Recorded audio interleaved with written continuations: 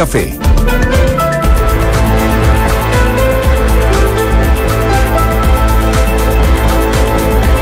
Gracias por acompañarnos esta mañana en el primer café aquí en Cooperativa, en la nueva mañana. Atención que ya llegó don Luis Larraín, director ejecutivo de Libertad de Desarrollo, viene de corbata. También está con nosotros don Alberto Mayol, sociólogo de la Facultad de Administración y Economía de la Universidad de Santiago, vicedecano, miembro del Movimiento Democrático Popular del Frente Amplio. Donaldo Casinelli, cientista político, militante de RN, exdirector ejecutivo del Instituto Libertad, y Patricio Zapata, abogado constitucionalista, presidente del Centro Democracia y Comunidad. ¿Cómo están después de las vacaciones? Se les ve a todos un tanto dorados, tostados. ¿Están contentos con las vacaciones o no? Delgado. Más delgado. Más delgado, sí. Se les ve más delgado. No, bien. ¿Sí? Las vacaciones ¿También? siempre hacen tan bien las vacaciones. Hacemos la evaluación de las vacaciones dentro de un instante aquí con don Marcos Concha, que nos acompaña en la sala de sonido. El primer café en Cooperativa presentan WOM y su red 4G de Arica a Punta Arenas y Universidad Alberto Hurtado. Bienvenidos a Pensar.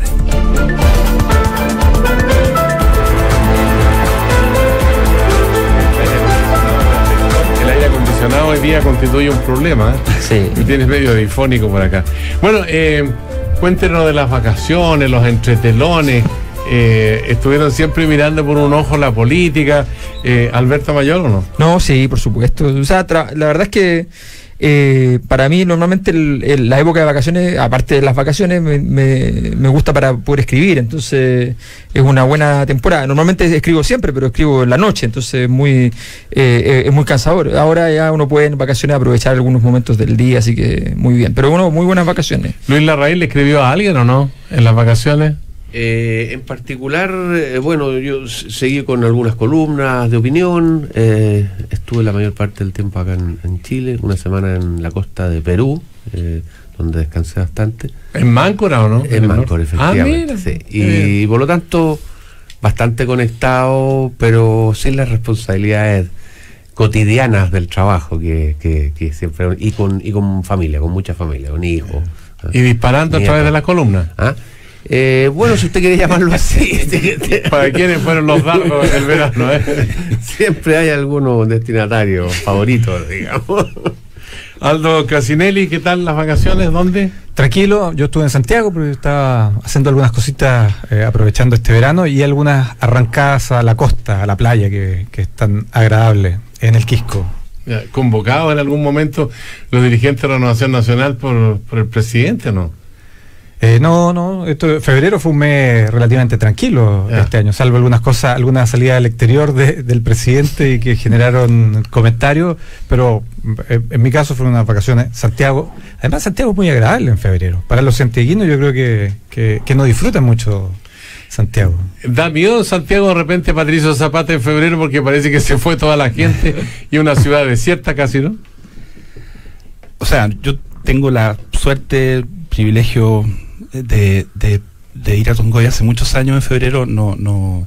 Lo que sí recuerdo esos días horribles de calor de enero acá en Santiago, y el contraste con el sol rico de Tongoy. O sea, le tengo cariño a Santiago, pero no me pierdo. No me pierdo, porque ese calor santiaguino es pesado. Sí. Es duro.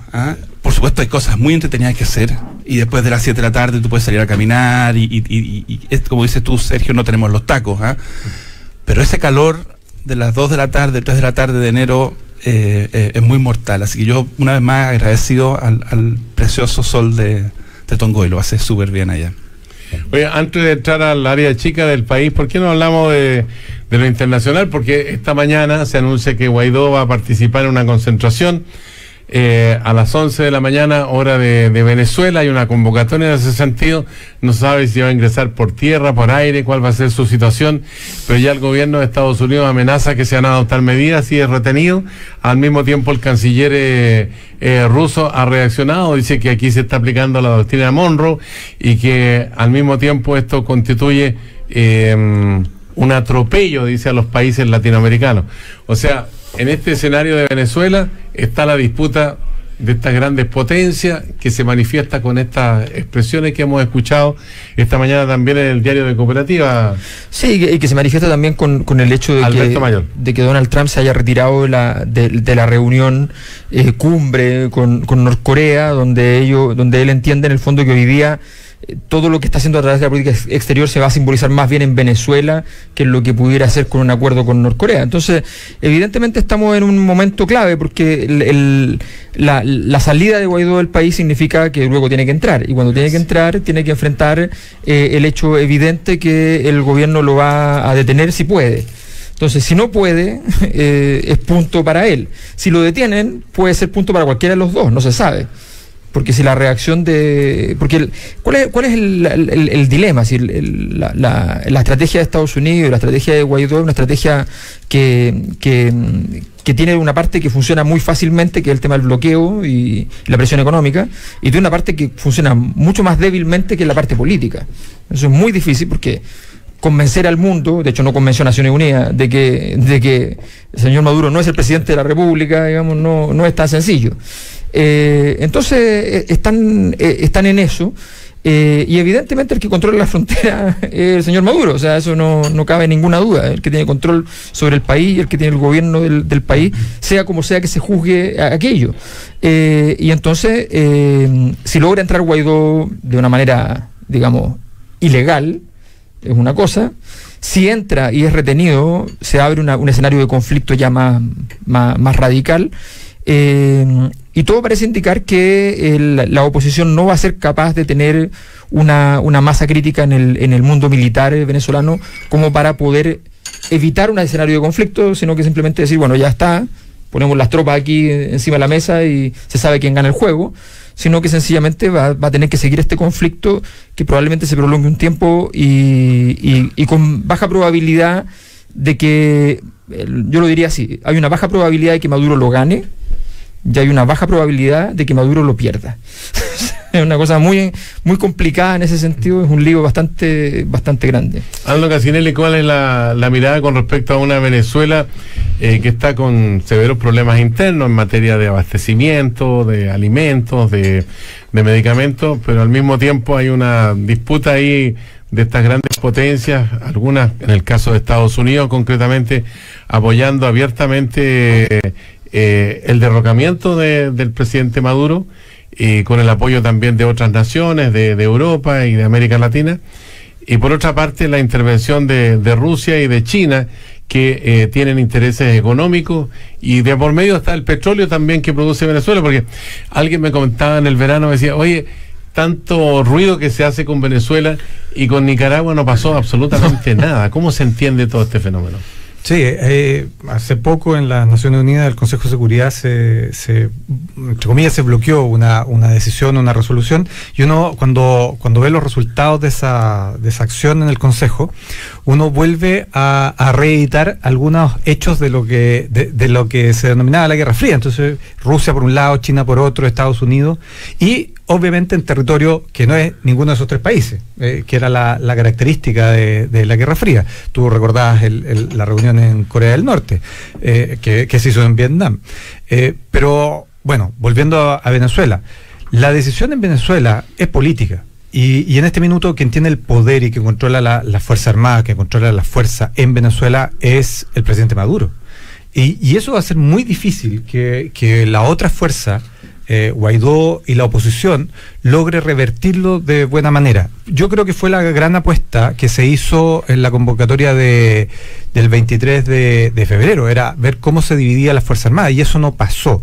Ahora, ¿con cuánta gente está Maduro? Si hoy día que era una de las presiones que hacía la oposición, llamar a elecciones, que yo creo que sería una de las salidas políticas en Venezuela, ¿con cuánta fuerza tiene o cuenta el gobierno Maduro? ¿Cuánta fuerza tiene la oposición para resolver este problema?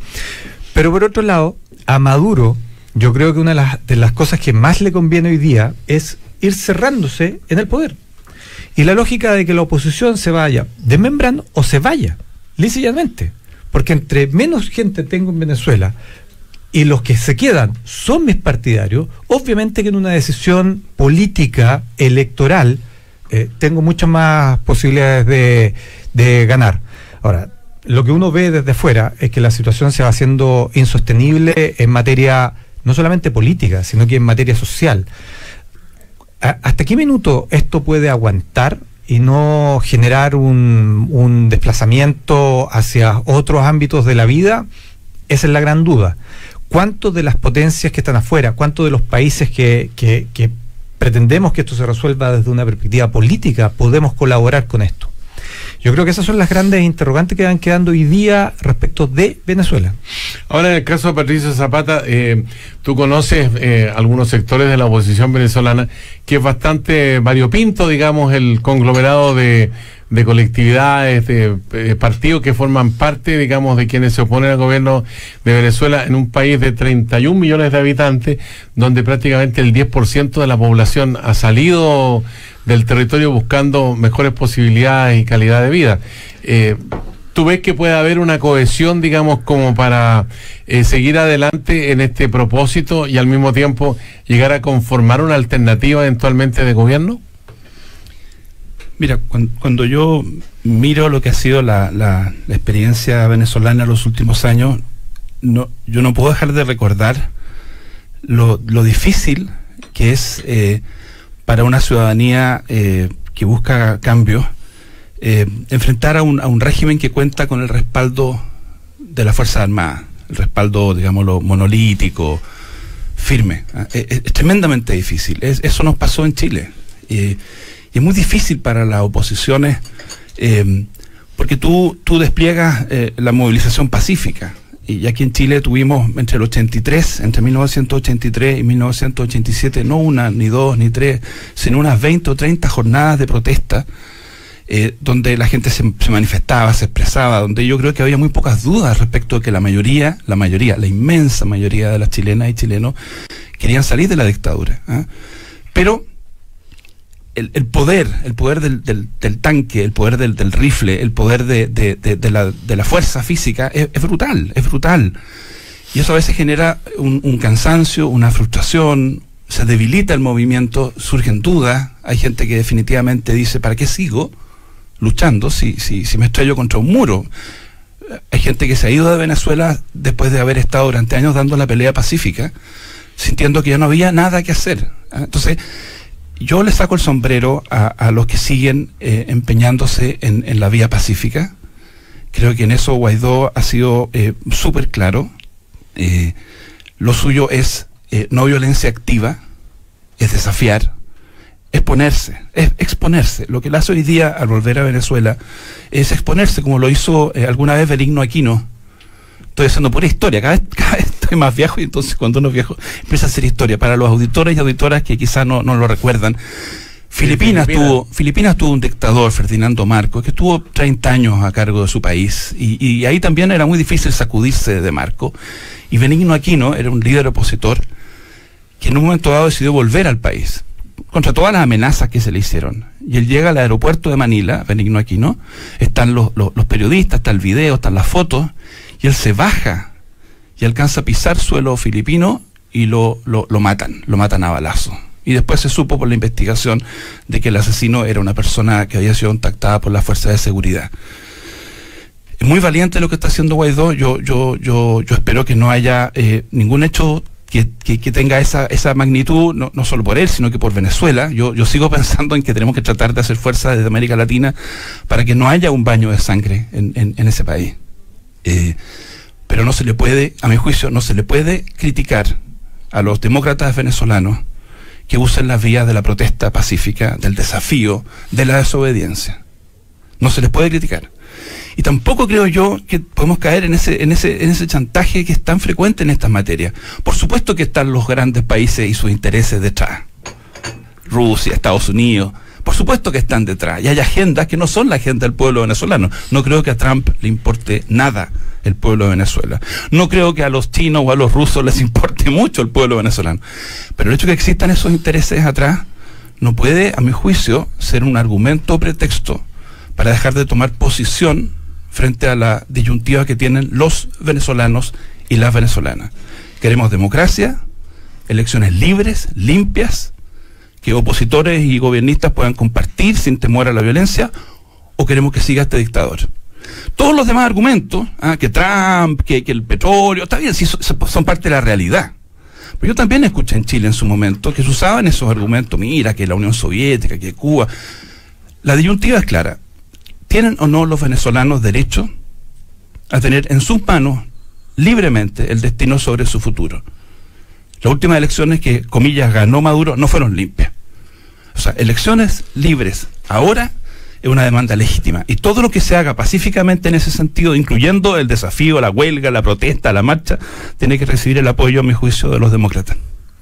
Ahora, Luis Larraín, con respecto a esta confrontación que ya es evidente, Estados Unidos amenaza con fuertes respuestas a actos contra Guaidó, es la información internacional que sin duda marca un escalamiento en el conflicto, de acuerdo con las palabras del asesor de seguridad de la Casa Blanca, John Bolton, pero por otra parte la respuesta de Moscú, señalando que la declaración de Bolton sobre la doctrina Monroe en relación a Venezuela insulta a toda América Latina y vamos a actuar en consecuencia.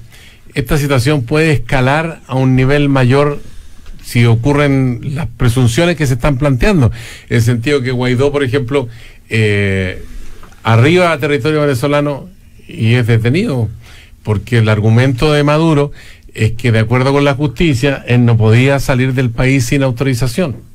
Pero mira, yo tengo una visión distinta a este planteamiento de el problema que vive Venezuela hoy día en términos de Guerra Fría. Creo que estamos en una situación completamente distinta. Yo creo, tengo que coincidir con Patricio, en que ni a Estados Unidos, ni a Rusia, ni a China tienen intereses fundamentales en la región.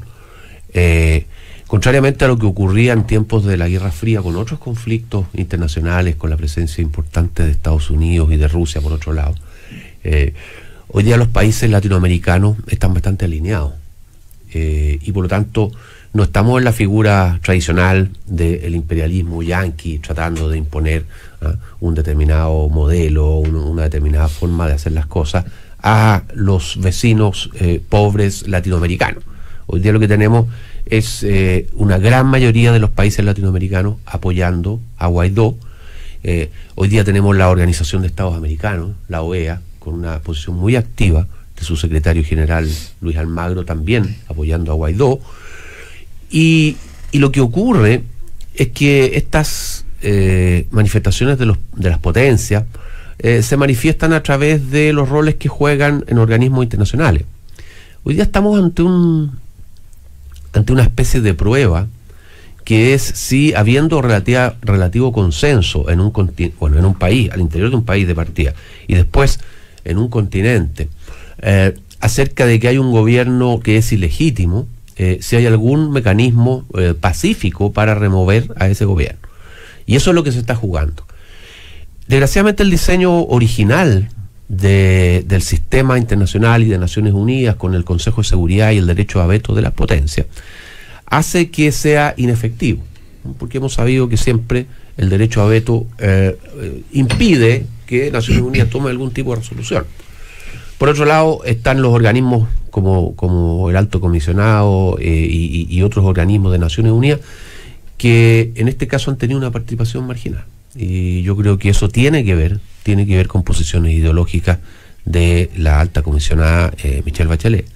Entonces, en definitiva, lo que aquí estamos explorando en un escenario que desgraciadamente es un escenario para los venezolanos muy complejo desde el punto de vista humano y humanitario, es si hay tal salida o no hay tal salida.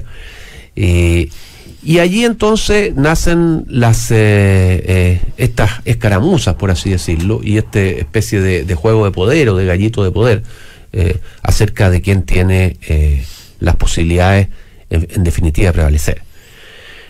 Ahora, ¿qué es lo que es distinto a otras situaciones, Patricio? Habla de Filipinas. Habla de Filipinas o el caso incluso de Chile. En que en Venezuela hoy día estamos prácticamente frente a un Estado fallido. Tenemos una crisis humanitaria de grandes proporciones. 3,4 millones de personas es la cifra que utiliza el alto comisionado de Naciones Unidas para la cantidad de gente que ha salido en los últimos años, y las estimaciones te dicen de que esa cifra muy rápidamente puede llegar a 5 millones. Y prácticamente la economía venezolana está en bancarrota. El país que tiene las más altas reservas de petróleo en el mundo está en bancarrota. No es capaz de producir petróleo de manera de que eso le ayude a salir de su situación económica. Hoy día, las cifras oficiales, estoy hablando de organismos de Naciones Unidas, es que la pobreza en Venezuela es del 91% de la población. 91%.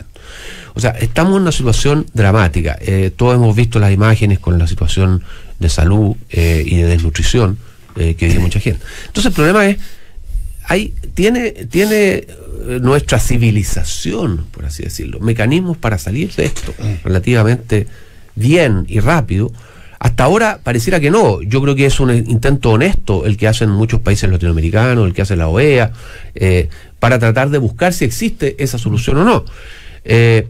Contrariamente a Chile, a pesar de que yo sé que a Patricio le va a gustar esto que voy a decir, pero contrariamente, resulta que en Chile, incluso en esos momentos álgidos que tú te refieres, donde había protesta y todo lo demás, había una fecha, ¿no?, establecida en nuestra institucionalidad respecto a cuándo los chilenos se podían pronunciar en relación a la continuidad o no continuidad del régimen. Fecha que, en definitiva, se respetó, se hizo un plebiscito, el régimen perdió el plebiscito y se tuvo que ir. Entonces, eso tampoco está. Y lo único que está es omitimos la época del presidente, tenemos metas pero no plazos. Un presidente. No, yo te estoy hablando de la época que habló Patricio, del 83 para adelante, que cuando se produjeron las protestas, que coincidió. Pero fue después de la negociación. Coincidió con la oposición, con un momento de crisis económica y todo lo más. Hoy día, en el caso de Venezuela, lo que nosotros tenemos es un presidente elegido con una legitimidad muy cuestionada en todas partes, ¿no? Y lo que es peor, un Congreso que fue destituido por el propio Maduro para nombrar su asamblea constituyente.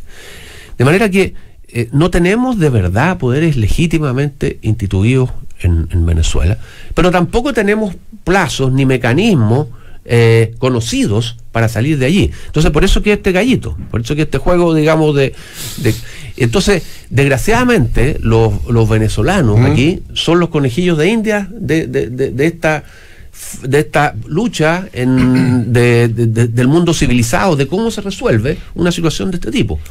Un Estado fallido y no hay reglas claras ni mecanismos de negociación. Entonces yo creo que aquí vale, como lo mencionaba en el caso de Chile, Patricio, vale la presión también internacional, vale la movilización, pero desgraciadamente no sabemos cómo ni en qué momento va a concluir eso. Y en qué momento es muy importante para efectos de la situación humanitaria en Venezuela. Quedamos expectantes de las noticias que se anuncian para esta mañana en relación con Venezuela. Aquí en el primer café, Alberto Mayol, Luis Larraín, Aldo Casinelli y Patricio Zapata. Vamos con los señores Alberto Mayol, Luis Larraín, Aldo Casinelli, Patricio Zapata, para seguir conversando acerca de los desafíos que plantea este 2019 para un gobierno que entra al segundo año y donde hay proyectos que son contundentes. Reforma tributaria. Y el otro que podríamos mencionar es la reforma a las pensiones. ¿Ustedes cómo ven el panorama? ¿Hay agua en la piscina para avanzar en reforma tributaria, por ejemplo? ¿Quién quiere hablar? Yo quisiera decir, contestar la pregunta, pero solamente respecto a lo que vimos en la sección anterior sobre Venezuela, quiero simplemente dejar sobre la mesa datos, porque de repente uno se pierde. Es importante decir que la organización de toda esta movilización más bien ha ido fracasando a partir de la oposición durante muchos años en contra de Maduro, y que quienes les hicieron esta última organización son directamente Estados Unidos. O sea, y nosotros ya vivimos también lo que significa cuando un país interviene como Estados Unidos, nuestra realidad política interna y qué sé yo, y eso es lo que está pasando en Venezuela. Yo no voy a entrar en el juicio respecto a si eso significa que hay que apoyar o rechazar una cosa o la otra. Lo que simplemente digo es, no nos olvidemos que eso es así, que el señor Guaidó recibió clases fuera de Estados Unidos, pero por Estados Unidos, de protestas callejeras, ¿ya?, y orientación política de esas protestas, y de ayuda humanitaria, las dos cosas que se han hecho, digamos, en todo este proceso. Ayuda humanitaria que no está reconocida por las organizaciones internacionales de ayuda humanitaria como ayuda humanitaria. Dato también.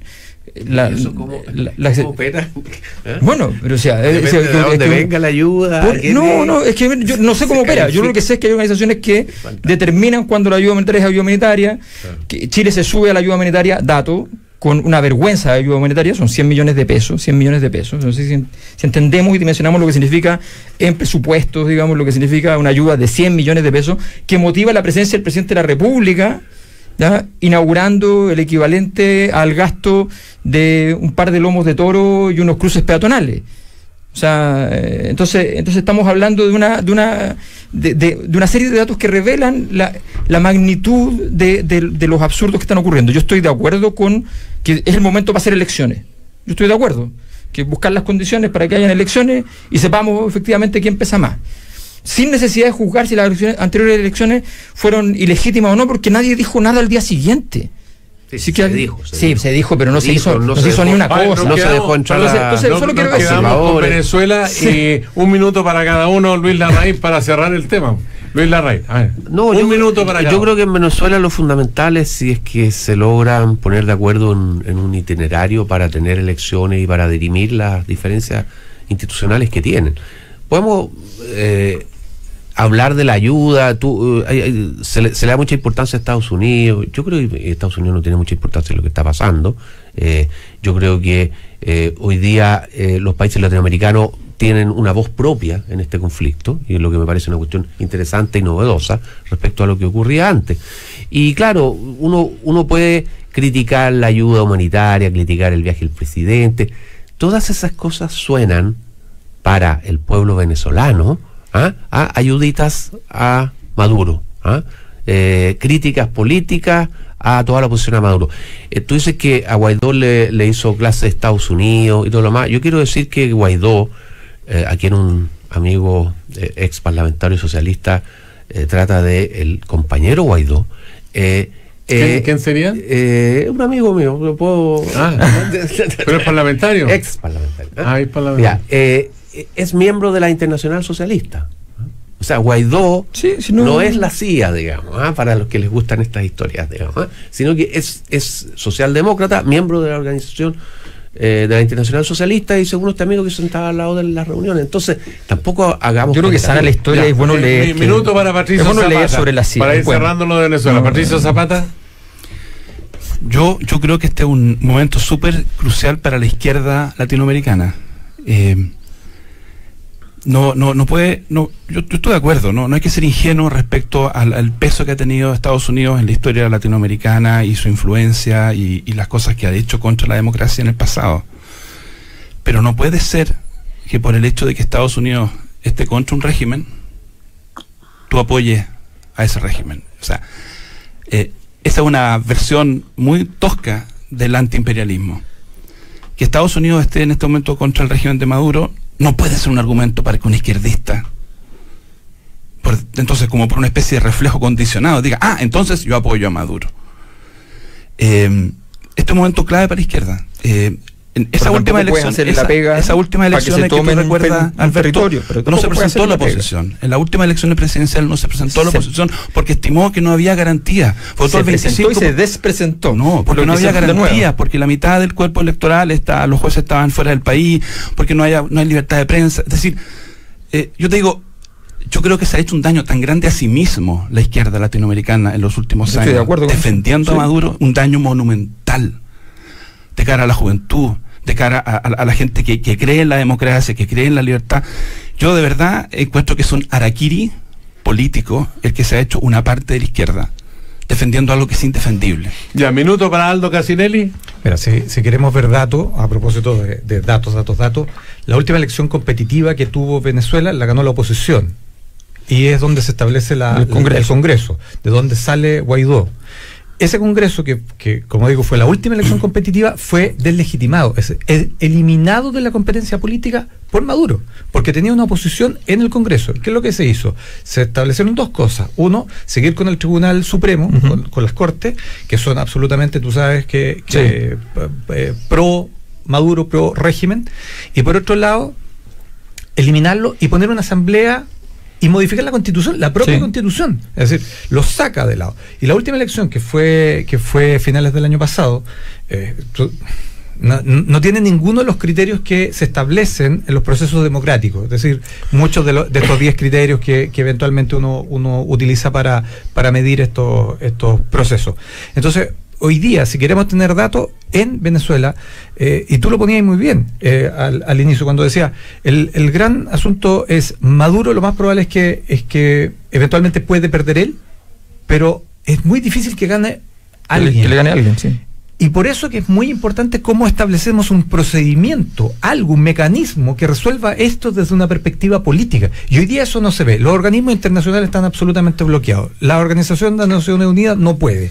La OEA tiene la Carta Democrática que establece un mecanismo para sacar un país que no es democrático, pero no tiene mecanismos para resolver o para restituir la democracia en ese país. Por lo tanto, la presión de afuera sirve, pero sirve solamente si los que están adentro, es decir, los líderes políticos que están adentro, en este caso la oposición, tienen la fuerza suficiente como para demandar, forzar una decisión que hoy día es hacer una elección. Y eso es lo que uno podría estar buscando. Y nosotros, que estamos aquí, que conversamos habitualmente, y que nos interesa que el sistema político, que la democracia, que los derechos humanos, que los valores democráticos se instalen, no nos queda otra. O sea, no puedes estar en otro escenario que no sea rechazando a Maduro y fomentando hoy día la oposición. La ingenuidad es siempre un pecado grave en política. O sea, no puede estar pensando que aquí hay que omitir los otros intereses. Yo solo les digo una cosa. Yo tengo familia en Venezuela. Entonces, coticen ustedes, por ejemplo, propiedades hoy día en Venezuela. Tú con $100.000 te compras 5 propiedades en Isla Margarita. Alberto, lo que significa en 3 años más eso. Es la degradación del sistema que ha generado este mismo régimen. Si no te estoy discutiendo eso, te estoy diciendo. Es parte de y es parte también de las sanciones económicas, o sea, tampoco nos engañemos. Entonces pongamos sobre la mesa todo, y el problema es cuando ponemos sobre la mesa algunas cosas, en las que nos convienen, las que no nos las ponemos, porque no hay que mentirse. Fíjense que les voy a contar una anécdota de un académico chileno que hacía unos informes, unos reportes mensuales durante la dictadura. Uno de estos informes sobre el plebiscito fraudulento de la Constitución de Pinochet, le llega a Fidel Castro. Y Fidel Castro toma el informe y dice, al fin leo un chileno razonable respecto a esta elección. ¿Por qué le dicen? Porque este tipo está diciendo que no obstante hubo fraude, es evidente que Pinochet no tiene un problema de popularidad. O sea, hubo fraude, pero no significa que Pinochet tenga el 20% del apoyo. Puede que no tenga el 51, puede que tenga el 48, puede que tenga el 40, pero no, es evidente. Tenía el 44, claro, 8 años después. Exactamente. Entonces es evidente, decía Fidel Castro. Entonces me da rabia cuando llegan los chilenos, compañeros y qué sé yo, y me vienen a decir que fue un fraude y nadie lo apoya. Eso no es verdad. Entonces cuando uno trabaja con la verdad, entonces aquí hay una cosa que es muy simple. Antes del chavismo, escuchen bien esto, antes del chavismo no existieron políticas sociales en Venezuela. O sea, eso es un pecado radical. Entonces tú tienes un porcentaje de esta población pobre. Bueno, con eso esto da sin duda, cuando se revisa la historia, cómo actuó el movimiento social cristiano y socialdemócrata en Venezuela antes del chavismo, da para un seminario. Bueno, hablemos de la realidad chilena. Habría que cobrarlo. con la reforma tributaria que pretende llevar adelante el gobierno y que en este momento está en un paso muy trascendente. El jueves va a haber una reunión donde se va a decidir si la reforma tributaria puede prosperar o no. Pero el ciudadano común y corriente que está escuchando el Primer Café, Una Nueva Mañana en Cooperativa, dice, bueno, ¿y en qué me beneficia a mí la reforma tributaria? ¿En qué me perjudica? ¿Voy a tener mejor calidad de vida? ¿Cómo lo ve? Luis Larraín, ¿cómo lo ve, por ejemplo?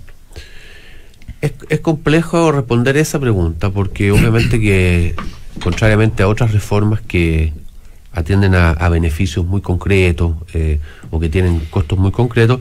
En el caso de la reforma tributaria es más discutible. La prueba es que nosotros tuvimos, el gobierno anterior fue un gobierno que prácticamente estableció un programa en que se pivoteaba en torno a una reforma tributaria que iba a aumentar la recaudación tributaria en 3 puntos del PIB, y sobre esa base se establecieron varios programas, fundamentalmente en el área de educación, digamos, y otros más, en los cuales se iba a fundar toda la acción del gobierno. 8.500 millones de dólares, claro, era la proyección. Claro. Ahora, en definitiva, los 8.500 millones de dólares, o sea, se hizo la reforma, el gobierno tenía mayoría en el Congreso, los 8.500 millones de dólares no se recaudaron por distintas razones, digamos, y en definitiva la evaluación que tuvo la población de las reformas, tanto las reformas educacionales como la reforma tributaria, no fue buena. De manera que tú puedes plantear algo como un objetivo, y es además las reformas tributarias en particular son reformas que tienen efectos de mediano plazo. Entonces es muy difícil juzgarla en el corto plazo. Entonces, ya, pero en ese mediano plazo, el chileno medio, ¿cómo por eso te digo, la pregunta es la fórmula de mejorar la situación de los chilenos tiene que ver con aumentos de impuestos permanentemente de aquí en adelante, o tiene que ver con otro tipo de política. En el caso del actual gobierno, ellos han planteado una reforma tributaria que es relativamente neutral desde el punto de vista de la recaudación. O sea, el objetivo de la reforma tributaria no es colectar más dinero para poder repartirlo en distintos proyectos sociales, sino que es un objetivo que tiene que ver con la eficiencia de los impuestos, o sea, cómo los distintos impuestos que hay a las empresas, a las personas, afectan o no afectan la actividad económica, y ese es el objetivo. Ahora, hay un diálogo un poquito sordo, por lo que uno ve, porque hay una comisión, por ejemplo, de la oposición, que está evaluando qué es lo que va a hacer la oposición respecto a la idea de legislar en reforma tributaria. Pero el problema es que los parámetros que ellos utilizan son parámetros que son más propios de su reforma tributaria, o de lo que ellos quisieran que fuera una reforma tributaria, que es, por ejemplo, el tema de la recaudación. Entonces, ellos dicen, la reforma tributaria que presenta este gobierno no aumenta la recaudación. Claro, no la aumenta porque tampoco era su objetivo aumentarla, sino que tenía más bien objetivo de aumentar la eficiencia, crear más empleo, dinamizar más la economía. Entonces, por eso que esa discusión es difícil. Yo creo que requiere mucha buena voluntad, requiere también flexibilidad de ambas partes, capacidad de negociación. O sea, obviamente que uno no, si tiene un gobierno que tiene minoría en el Congreso, no puede llegar y decir, esta es mi reforma tributaria, y sentarse a esperar porque no se la van a aprobar. Y por otro lado, la gente de la oposición tiene que pensar, bueno, vamos a estar los próximos 3 años discutiendo sobre reforma tributaria, cuando los 4 años anteriores nos pasamos también discutiendo sobre reforma tributaria. Entonces, ¿cuál es el efecto que eso tiene sobre la economía? Y mejor fijemos las reglas del juego y lleguemos a un tipo de transacción, que al final eso es la política. ¿Hasta qué punto Patricio Zapata comparte la idea que flota en el ambiente, que la idea de legislar al mismo tiempo incluso estaría en riesgo? Porque uno de los elementos que le llama la atención a la oposición es que aquí se favorece a los más ricos con esta reforma tributaria. ¿Coincide con ese juicio o no? O sea, lo que yo he leído es que este grupo técnico ha identificado ciertas condiciones que yo diría son básicas. No está pidiéndole al gobierno que haga un proyecto de ley socialista, sino que le está diciendo, nosotros podríamos apoyar un proyecto en la medida que no tenga un impacto negativo sobre la recaudación total. Tenemos dudas de que lo que usted está proponiendo sea neutral desde ese punto de vista. Pensamos que no es neutral y por lo tanto va a haber menos recaudación. Esa es una condición. Segundo, no queremos que sea regresivo en su resultado final. Ya tenemos en Chile un sistema tributario cuyo efecto neto es volver la distribución del ingreso peor de la que era antes de su aplicación. Entonces, no peor. Bueno, no ayuda en nada. Contribuye poco. digamos, ahora, esas dos condiciones son condiciones, a mi juicio, súper razonables. No le está pidiendo al gobierno, mire, si usted quiere mis votos para aprobar en general, súbame el impuesto a la empresa a 29 o súbame la tasa máxima del global complementario a 49. No le está pidiendo eso. Le está diciendo dos cosas que son esenciales en la opinión de la oposición para mantener no lo llamaría un Estado social, pero un Estado que asume responsabilidades sociales responsablemente. El desafío para el gobierno. Yo entiendo que la oposición tiene que mejorar. No tuvo un gran año el 2018, no tuvo un buen verano. La oposición tiene que ser mejor. Pero el desafío de gobernar es de Sebastián Piñera. Él no tiene, como tú lo recordabas, Lucho, no tiene mayoría en ninguna de las dos cámaras. Es el primer presidente que hemos tenido desde el retorno a la democracia que no tiene mayoría en ninguna de las dos cámaras. Los gobiernos de la concertación tenían mayoría democrática, pero estaban los senadores designados. El presidente Piñera en su primer gobierno tuvo mayoría en la Cámara durante un tiempo porque hubo un grupo de descolgados del PRI. Este es el primer caso de un presidente que no tiene mayoría en ninguna de las dos cámaras. Entonces, o él asume eso de verdad y en serio, y se sienta a conversar con la oposición, que es mayoría, legítimamente mayoría en el Congreso, o lo que va a hacer, no sé, es quejarse, seguir quejándose durante el año 2019, tratar de acusar a la oposición de obstruccionista, reclamar contra Michelle Bachelet cada 15 días, y terminar el año 2019 en la frustración. Puede que haya logrado desprestigiar a la oposición. Lo está haciendo en términos de que se ha sentado a conversar. Bueno, esta mesa técnica. Por eso, yo creo que tiene que profundizarlo, porque si Patricio Elwin, por decir algo, que no tenía mayoría en el Senado, logró sacar reforma laboral y reforma tributaria, es porque le reconoció a Renovación Nacional en ese momento un papel protagónico importante, y cedió. Entonces, aquí, porque te digo, de lo contrario va a llegar el año 2019, vamos a estar en diciembre, y Piñera va a estar quejándose, pero no va a haber conseguido lo que él se supone que quiere hacer: grandes reformas. Y el país se lo va a cobrar a él, en primer lugar, y después a la oposición también, por supuesto. También a la oposición. Pero a él, en primer lugar. Él es el presidente de Chile. Aldo Casinelli, ¿cuál es la mirada que tiene con respecto a la reforma tributaria? Me quedé dando vuelta con el CBA que tú planteabas del cómo va ahí la gente. ¿Cómo voy ahí? Es el factor CBA. Claro, en una claro, porque reforma. la gente piensa, hoy están discutiendo, hablan horas, escriben mucho, y dice, bueno, ¿y a mí cómo me afecta este asunto? La calidad de vida, mis hijos, la familia, en fin. Y yo creo que lo primero es algo que ya se ha planteado y que creo que hay que despejar, y también es parte de lo que ha planteado la oposición para como elemento negociador, que es que esta reforma, modernización o simplificación tributaria, como lo quieran llamar, quien se quiera sentar a la mesa, sea neutra en el sentido de la recaudación, es decir, que siga recaudando el mismo nivel. Yo creo que en eso no hay nadie que esté en desacuerdo, creo que es lo necesario. Pero lo segundo, que sí creo que es muy importante, es que los sistemas tributarios, en términos generales, como sistemas tributarios, pueden generar dos cosas: sean recaudadores, es decir, saquen recursos del sector privado hacia el Estado para generar políticas públicas, o incentiven inversión, que pululan entre los dos elementos.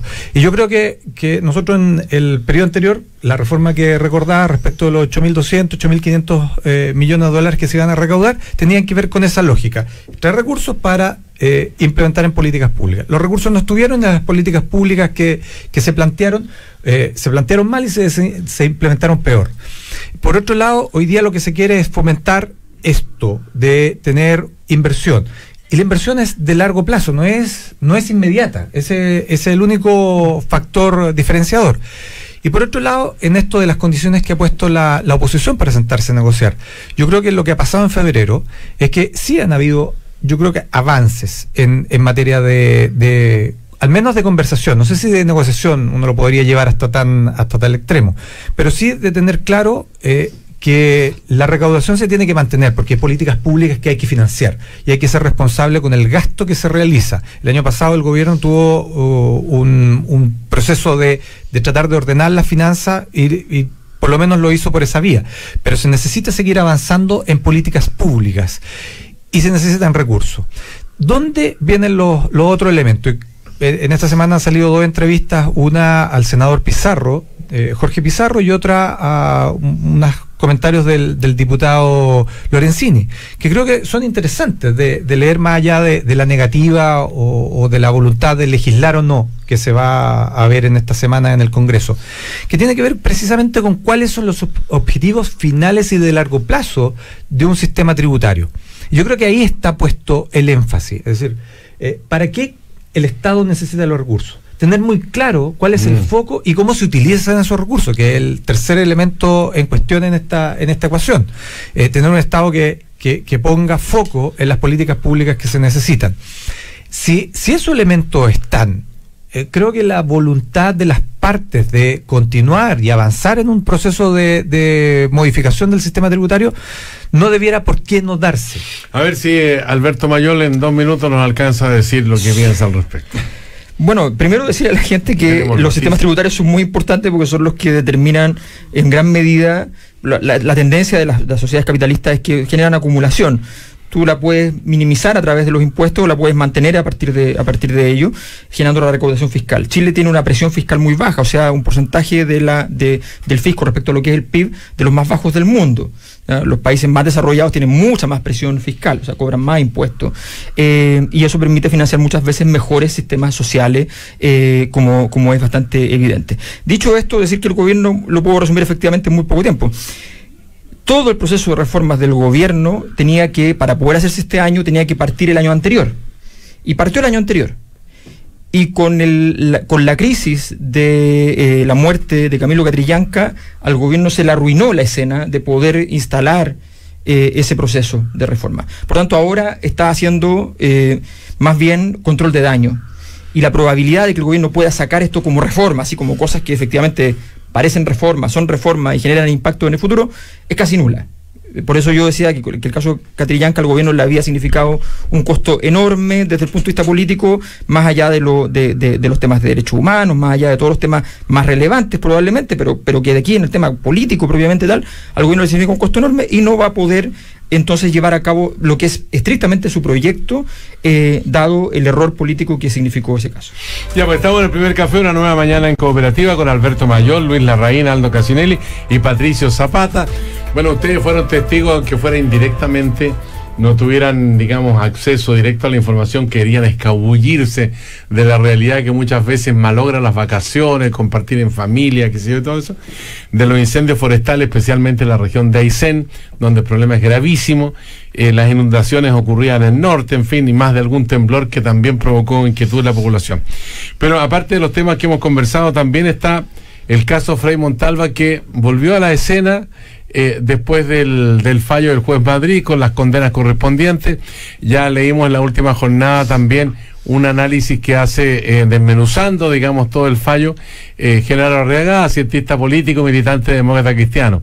Este es un caso que, a juicio de ustedes, amerita acelerar el tranco. Le preguntamos al presidente de la Corte Suprema, en la mañana dijo que 2 años para resolver definitivamente por el máximo tribunal, pasando por la Corte de Apelaciones, por lo menos es un plazo excesivo, pero hablar de 3 meses también es un plazo muy corto. ¿En qué momento nos encontramos? Le vamos a preguntar a Patricio Zapata, que está directamente conectado con este caso. A ver, sobre los plazos... Te agrego, el presidente de la República en una entrevista también del fin de semana dijo que el subsecretario Castillo, que aparece mencionado en el fallo, dice que la democracia cristiana no confunda las cosas. Partamos por el tema del fallo. Va a apelar la representación de la familia Frei. También va a apelar el Ministerio del Interior, pidiendo que se califique el crimen como un crimen calificado, como un crimen que fue objeto de premeditación, de concierto, de asociación, y seguramente van a apelar también los condenados. Eso va a ir a la Corte de Apelaciones, y eso por lo menos yo creo va a estar ahí 6 meses, 7 meses. Y es probable que cuando salga la sentencia de la Corte de Apelaciones, quienes se sientan disconformes vayan a la Corte Suprema con el recurso de casación. Eso significa que lo que decidió el juez Madrid va a ser revisado por 3 ministros de la Corte de Apelaciones y 5 magistrados de la Corte Suprema. Se ha discutido harto durante este verano la relación entre la verdad verdadera de la vida y la verdad judicial. Y siempre uno puede sentirse disconforme con una sentencia, uno puede pensar que hay una sentencia que está equivocada, y hay sentencias que se equivocan, para un lado y para otro. pero que como sociedad, yo espero que de aquí a un tiempo razonable, un año y medio, tengamos una verdad judicial que nos permita mirar esto con no sé si la palabra es tranquilidad, pero ojalá una sentencia que nos permita mirar realmente qué es lo que pasó. A mi juicio, cualquier precipitación, y he visto mucha precipitación de gente que se ha apurado en descalificar completamente al juez Madrid, descalificar completamente la sentencia. Yo no sé si es porque no confían en lo que va a hacer la Corte de Apelaciones, no confían en la Corte Suprema. Si es así, uno esperaría que vamos a escuchar los mismos argumentos cuando salga la sentencia de la Corte de Apelaciones y cuando salga la sentencia de la Corte Suprema. O sea, aquí pareciera ser que hay algunas personas que no están dispuestas bajo ningún concepto a aceptar que haya condenas en este caso. Yo por lo menos, como ciudadano, estoy absolutamente dispuesto a esperar la sentencia de la Corte de Apelaciones y de la Corte Suprema. Si hay que hacer críticas, se pueden hacer las críticas, pero como sociedad, yo creo que no podemos hacer de la descalificación de una investigación como esta el punto de partida. Y sobre lo que tú dices, mira, yo me quedo con una cosa. El presidente de la República ha impulsado una actitud del gobierno que en un punto es muy clara, y yo la valoro. El presidente de la República habla del homicidio del presidente Frey. El presidente de la República, a través del Ministerio del Interior, se querella y pide que se recalifique. ¿Qué es lo que está diciendo el presidente de la República? Que aquí hubo un grupo de agentes del Estado y de ciudadanos que se confabularon para matar al presidente Frey. Y por otra parte, no quiere sacar al subsecretario Castillo porque no ha sido condenado en la sentencia. Yo creo que el criterio para tener a alguien en el gobierno no puede ser que esté o no condenado. El criterio tiene que ser, ¿me sirve o no para mis fines? El presidente cree que le sirve tener al subsecretario Castillo. Es una prerrogativa del presidente de la República. Yo creo que lo que la sentencia sugiere es una falta de criterio enorme del subsecretario. Hay una senadora de la República que da un discurso, que es un hecho público y notorio, en que pide cooperación, porque quiere saber más sobre el caso de Frey, de su padre. Es un discurso en que le pide al ejército, le pide a la iglesia, le pide a la ciudadanía, que entreguen información. Y 10 días después, 15 días después de ese discurso, un periodista le pregunta a la Universidad Católica, porque se filtra información de que habría algo en la universidad, y la respuesta del señor Castillo fue: mientras no me lo pidan formalmente los tribunales o la familia, no vamos a entregar nada.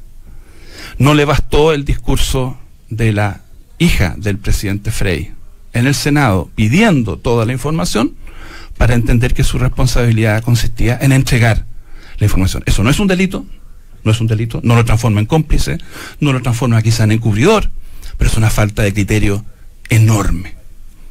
Ahora, el presidente de la República tendrá que ver si a él le parece que es una buena idea mantener a la persona que cometió ese error, ese descriterio, hace 10 o 15 años atrás. Luis Larraín, después de escuchar a Patricio Zapata, ¿cómo ve el panorama? Yo creo que nuestro país y el Poder Judicial está ante una decisión que es muy trascendente. Y eso porque yo he tenido la oportunidad de seguir este caso bastante cerca. Me di el trabajo también de leer las 800 páginas del fallo. Y en lo particular tengo la convicción de que no hay ningún antecedente, ninguna prueba que inculpe a las personas que fueron acusadas por el juez Madrid de los delitos que él les asigna. Ahora, eso obviamente es una cuestión debatible, y espero que la justicia chilena realice el mejor proceso posible, de manera de dar su opinión en la Corte de Apelaciones o la Corte Suprema, si es que hay recursos que la involucren en el caso, de manera de poder dejar establecido cuál fue la verdad en este caso. Yo creo que es muy importante para el país, porque si hay un reproche a lo que sucedió durante el gobierno militar, es que personas que pensaban distinto fueran agredidas de alguna manera por el Estado, por agentes del Estado, en función de cómo pensaban. Ese es el gran reproche que da origen a las violaciones a los derechos humanos que se cometieron ahí y a una situación del todo irregular del país que obviamente tenía que corregirse. Entonces lo que yo digo es que si pasados 30 años desde que superamos esa situación y que vivimos en democracia, la pregunta es si nuestro Poder Judicial y nuestra justicia va a condenar a personas de delitos tan graves como homicidio porque es plausible o pudieron haberlo cometido. Porque más allá de estas últimas expresiones que yo he usado, de verdad el fallo no avanza.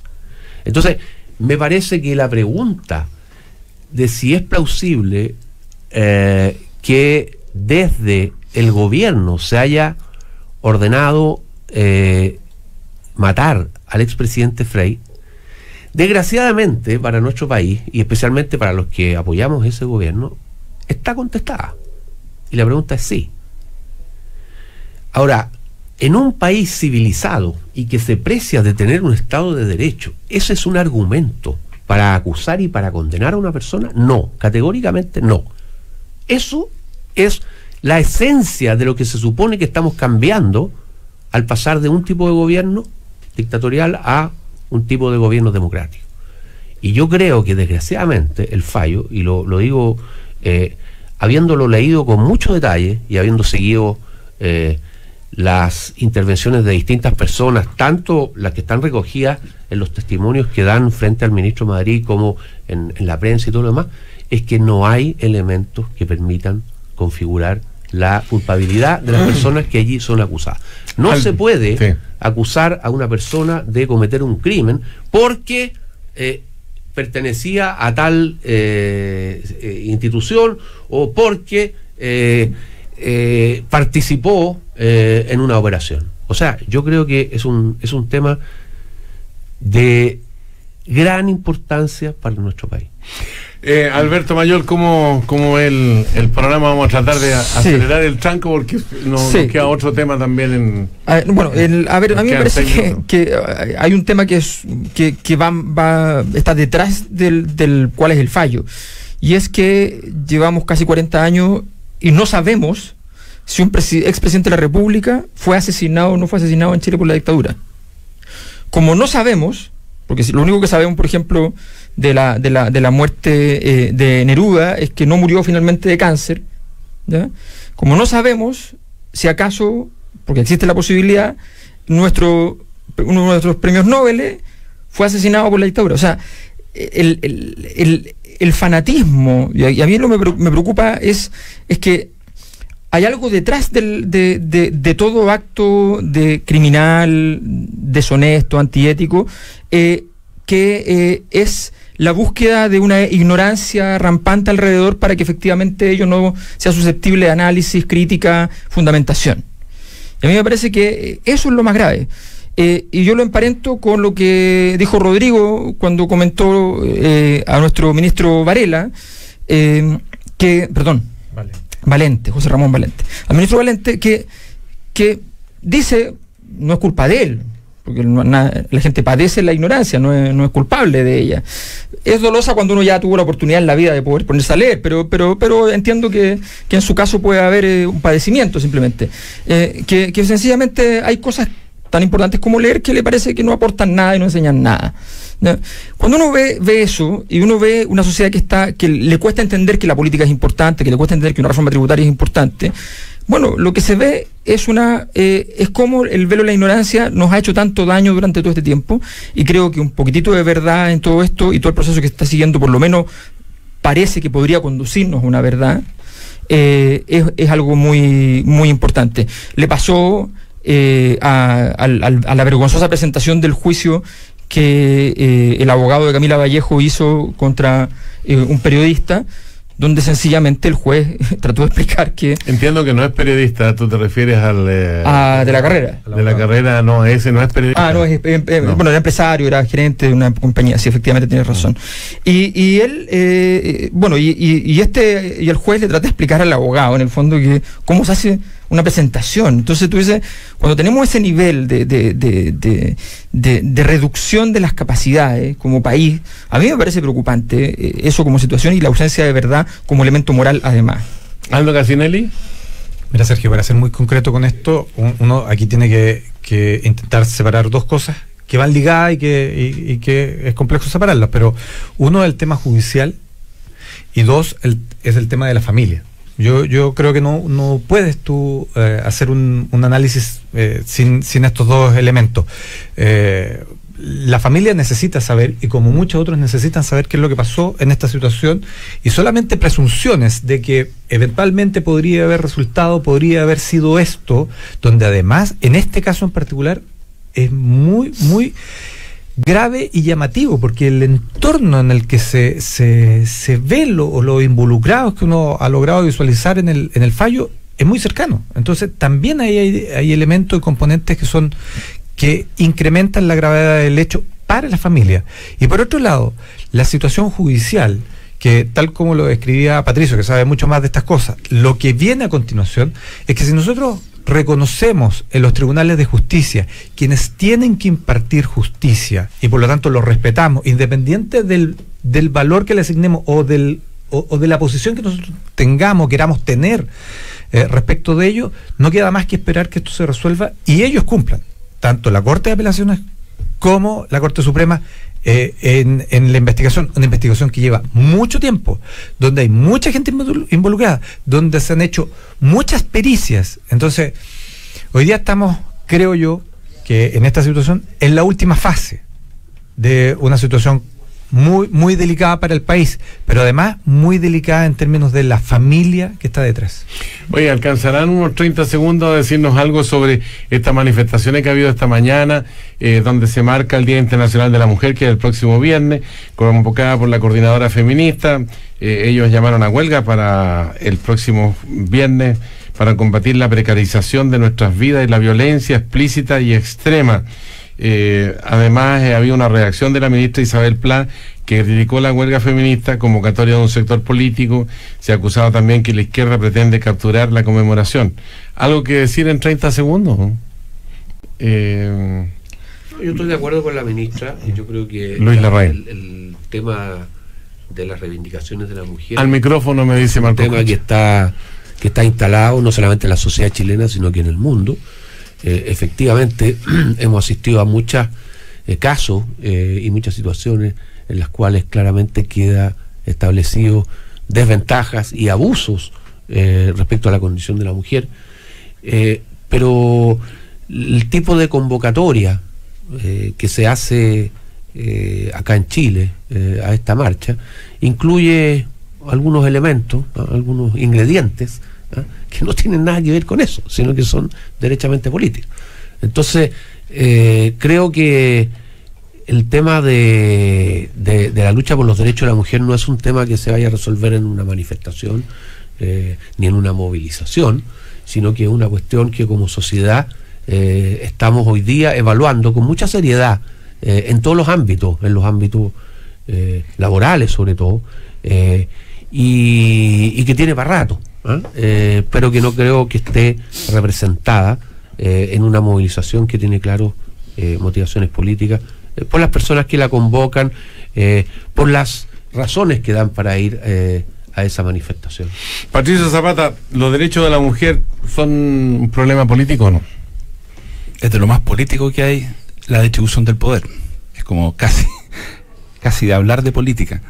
¿Cómo está distribuido el poder? Y si está distribuido en forma justa o no. Yo no leí atentamente el detalle de la convocatoria, pero lo que sí te puedo decir a ti, Luis, y a nuestras auditoras y auditores, es que toda la lucha, todo el progreso en materia de derechos de grupos tradicionalmente desaventajados se ha conseguido en buena medida gracias a la movilización, de la presión política. la mujer no hubiera conseguido el voto, o se hubiera demorado mucho más, si no hubieran marchado por las calles las mujeres sufragistas. Entonces, a mí no me parece que haya que decir no a la movilización social, sí al progreso cultural, así como espontáneo. No, cada uno verá la manera en que se suma el día viernes a esta celebración.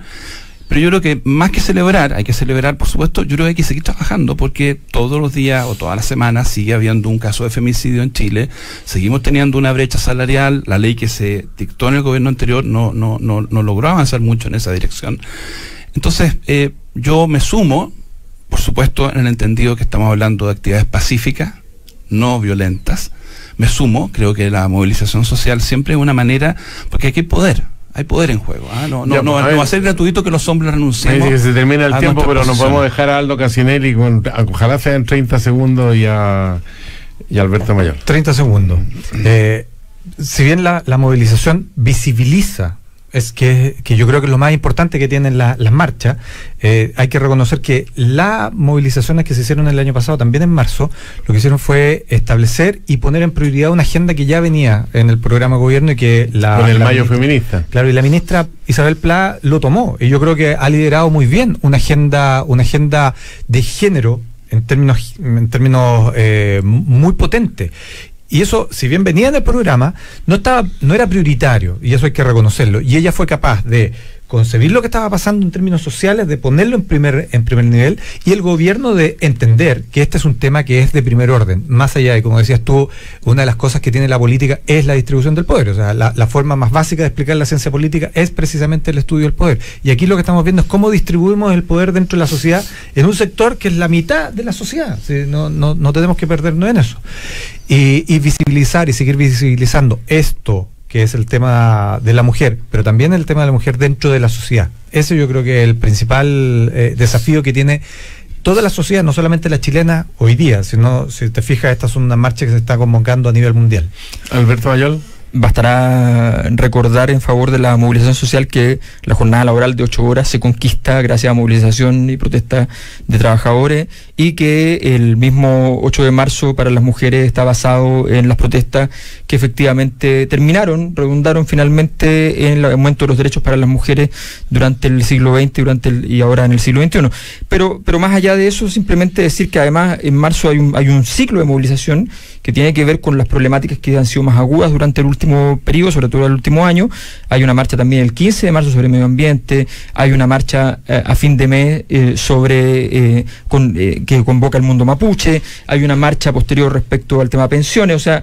a confesión de partes, diría un abogado. Los marchistas relevo de prueba. Esa es la movilización. O sea, no hay ningún problema en confesarlo. Patricio Zapata tiene un apunte. Confesamos nuestras virtudes. Sí, un reclamo. Patricio Zapata. Me gusta que seas así, general, director de programación. Atención, sí, voy a expresar un sentimiento, muy brevemente. 5 segundos. Como auditor de cooperativa desde los años 80, panelista desde hace mucho tiempo. Este sábado iba a ir al Estadio Santa Laura, iba a aprovechar la nueva estación de metro Plaza Chacabuco. No pude ir al estadio porque tenía que hacer un informe del que ya se habló algo, estaba trabajando en ese informe. Así que dije, voy a escucharlo por la radio. Voy a escuchar a Unión Española con Palestino en la cooperativa, como siempre. Pongo la radio, 5 para las 6, y están transmitiendo Real Madrid con Barcelona. Esto es un pecado, me acuso. Tuve que escucharlo en otra radio, no voy a mencionarla. Durante una hora fui traidor a la cooperativa, ¿ya? Entonces yo digo lo siguiente nomás, para que me escuchen los amigos del aire libre. Yo entiendo que haya gente que prefiera ver a Messi y a Gareth Bale que ver a los muchachos de Unión Española. Yo lo entiendo eso. Y me imagino que muchos millennials prefieren ver el Barça con el Real Madrid que ver a los... Pero escuchar el partido por la radio. ¿Cuántos prefieren escuchar? Algunos no sé, pero aquí en Chile yo estoy seguro que hay más gente que querría escuchar a la Unión Española con Palestino que escuchar los comentarios que se hacen de un partido que alguien está viendo por televisión. He dicho. Así que yo espero que ese criterio se revise críticamente, porque además no era la final de la Liga Española. era uno más de los 194 partidos que han jugado el Barça con el Real Madrid. Se sabía quién iba a ganar. No nos quejemos después si los niñitos andan en la calle con camisetas del Inter y no andan Dicen con que camisetas es medio del equipo clasista chileno. tu opinión, me están diciendo acá ¿Por por qué el clasista? interno, porque hay gente que tiene cable, que tiene Sí. satélite, pero que tienen recursos, en cambio la gente más eso sencilla ya no. La gente que está afiliada a CDF es un montón de gente, pero además esas son probablemente las personas que prefieren ver al Real Madrid con el Barcelona. El trabajador, la persona de la ferretería, la persona que está trabajando, De la panadería también. prefería escuchar a Palestino con un La español. panadería. Ferretería. Oye, Así que aquí va mi practicamos protesta. la libertad de expresión en toda su dimensión. El primer café, una nueva mañana en cooperativa. Aunque nos duele, escuchamos a Patricio Zapata, también escuchamos a Aldo Casinelli, Luis Larraín, Alberto Mayol.